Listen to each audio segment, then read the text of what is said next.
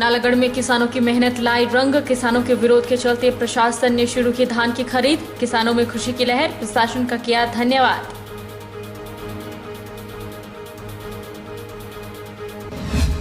फतेहपुर उपचुनाव में नहीं रुक रहा भाजपा और कांग्रेस का विरोध। रैली के बाद टटवाली में हुआ विरोध। भाजपा कार्यकर्ताओं को लोगों ने भगाया। फतेहपुर में जनता कर रही उचित दाम का खरीद केंद्र खोलने की मांग। सत्यनारायण मंदिर ट्रस्ट ने रामपुर में एम्बुलेंस सेवा की शुरू। गरीब साधनहीन परिवार के मरीजों को निःशुल्क दी जाएगी सेवा। आम लोगों के लिए बहुत कम दरों पर 24 घंटे उपलब्ध रहेगी एम्बुलेंस।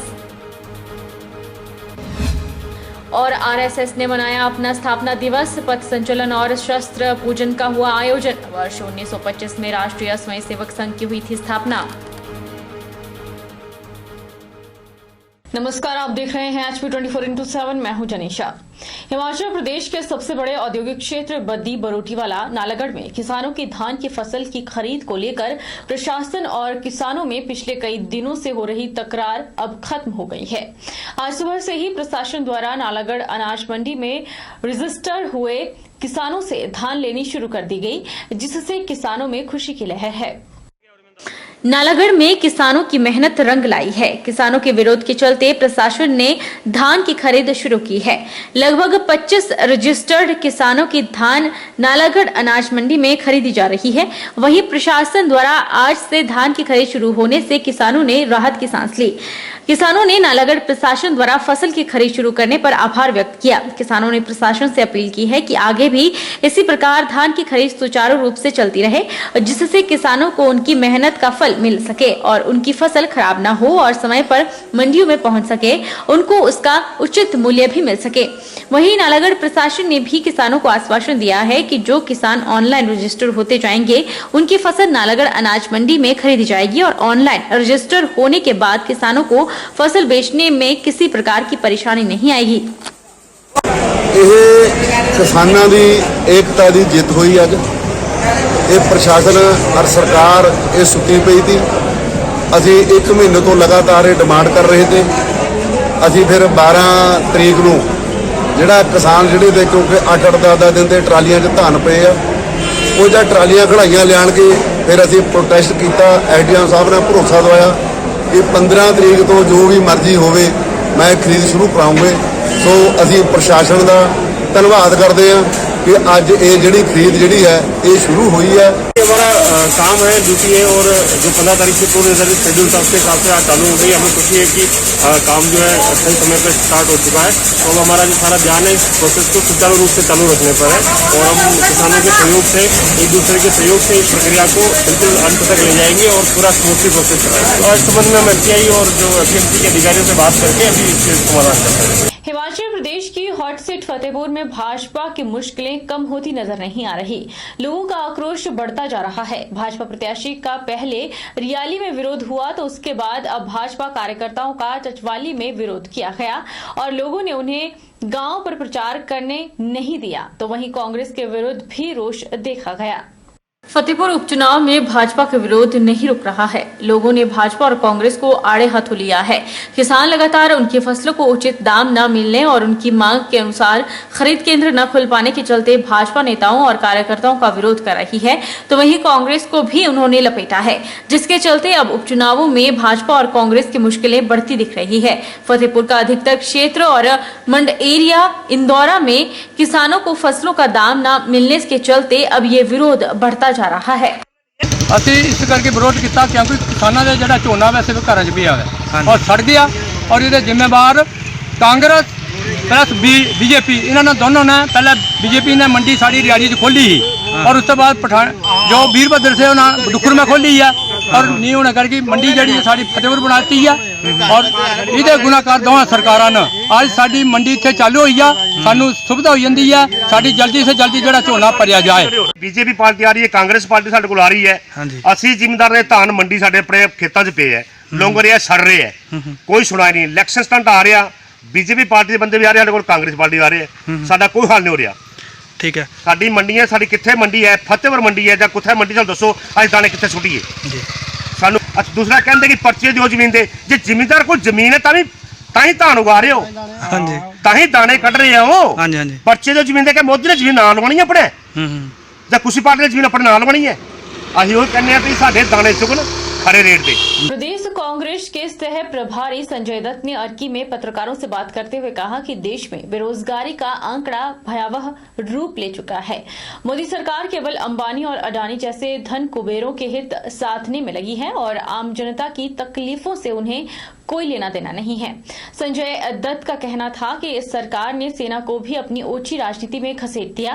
बाहरी लोगों को सरकारी नौकरी देने के मामले में कांग्रेस और भाजपा सरकारों द्वारा समान मापदंड अपनाए जाने के बारे में पूछने पर उनका कहना था कि यह मामला कांग्रेस वर्किंग कमेटी में ले जाया जाएगा। चर्चा ये है कि पेट्रोल 100 रुपए पार कर चुका है, अब अगला दायरा 125 का पार करने का। सिलेंडर 1000 पार कर चुका है, अब कुछ महीनों में शायद 1500 पहुंच जाएगा। लेकिन सरकार की तरफ से ना इस विषय में कोई गंभीरता दिखी। वही हाल देश में बेरोजगारी का है। आज भारत में 8.5% बेरोजगारी का रेट हो गया है। तीसरी बात हम देख रहे हैं किसानों के बारे में, जो अन्नदाता है उसको भी पूरे तरीके से मारने का काम सरकार के पार्लियामेंट में बिना चर्चा करके लाए हुए काले कानून कर रहे हैं। और हमने देखा जो वादे मोदी सरकार ने डीमोनेटाइजेशन के समय किए कि डीमोनेटाइजेशन से ब्लैक मनी वापस आ जाएगा, डीमोनेटाइजेशन से टेररिज्म खत्म हो जाएगा, कहाँ वो? विजयदशमी के खास मौके पर बंगाल और कलकत्ता की तर्ज पर बिलासपुर में भी मूर्ति विसर्जन कार्यक्रम का आयोजन हुआ। यह आयोजन बीजेपी के राष्ट्रीय अध्यक्ष जेपी नड्डा के परिवार द्वारा किया गया। बीते 20 सालों से नड्डा परिवार द्वारा दुर्गा पूजा समिति के तत्वाधान में दुर्गा पूजा और मूर्ति विसर्जन कार्यक्रम का आयोजन किया जाता है, जिसकी शुरुआत जेपी नड्डा के चाचा कृष्णलाल और पिता एनएल नड्डा द्वारा की गई थी। बीजेपी के राष्ट्रीय अध्यक्ष जेपी नड्डा के परिवार द्वारा विजयदशमी के उपलक्ष्य पर शोभा यात्रा और मूर्ति विसर्जन कार्यक्रम का आयोजन किया गया। इस बार राजनीतिक व्यवस्था के चलते जेपी नड्डा दुर्गा पूजा और मूर्ति विसर्जन कार्यक्रम में शिरकत नहीं कर पाए। वहीं इस कार्यक्रम की जिम्मेवारी जेपी नड्डा की धर्मपत्नी डॉक्टर मल्लिका नड्डा और बेटे हरीश नड्डा ने उठाई। विजयदशमी के खास मौके पर कोविड प्रोटोकॉल का पालन करते हुए धौलरा स्थित बाबा नाहर सिंह मंदिर से लुहणु मैदान तक शोभा यात्रा निकाली गई, जिसके बाद लुहणु मैदान में विधिवत पूजा अर्चना के बाद गोविंद सागर झील में मां दुर्गा और भगवान गणेश की मूर्ति विसर्जन की गई। वहीं कार्यक्रम के दौरान डॉक्टर मल्लिका नड्डा ने सभी देशवासियों को विजयदशमी की शुभकामनाएं देते हुए कोरोना महामारी से निजात मिलने की मां दुर्गा और भगवान गणेश से कामना की। वहीं इस दौरान कैबिनेट मंत्री राजेंद्र गर्ग ने भी देशवासियों को विजयदशमी की शुभकामनाएं दी। दुर्गा पूजा का आज दशमी की यात्रा, शोभा यात्रा, जिसमें हमारे माँ दुर्गा जी के विसर्जन के लिए हम सभी आगे जा रहे हैं। आज दशहरा के दिन मैं सभी को बहुत बहुत बधाई और शुभकामनाएं विजयादशमी की देना चाहूँगी और हम सब कोरोना मुक्त हो देश, प्रदेश और विश्व, इसी कामना के साथ इस बार हम सब ने दुर्गा पूजा का आयोजन किया था। माँ आशीर्वाद दें और हम सब स्वस्थ रहे, सभी को स्वस्थ रहने की मैं कामना करती हूँ और बहुत बहुत शुभकामनाएं देती हूँ। वक्त चला है छोटे से ब्रेक का।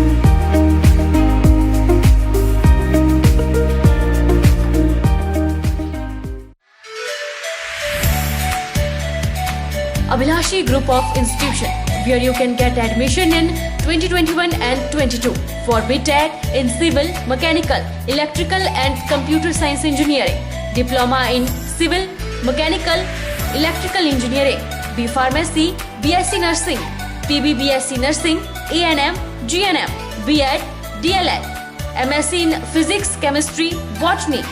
For detailed inquiry, please contact Abhilashi Group of Institution, near Chowk, Tehsil Bal, District Mandi, Himachal Pradesh.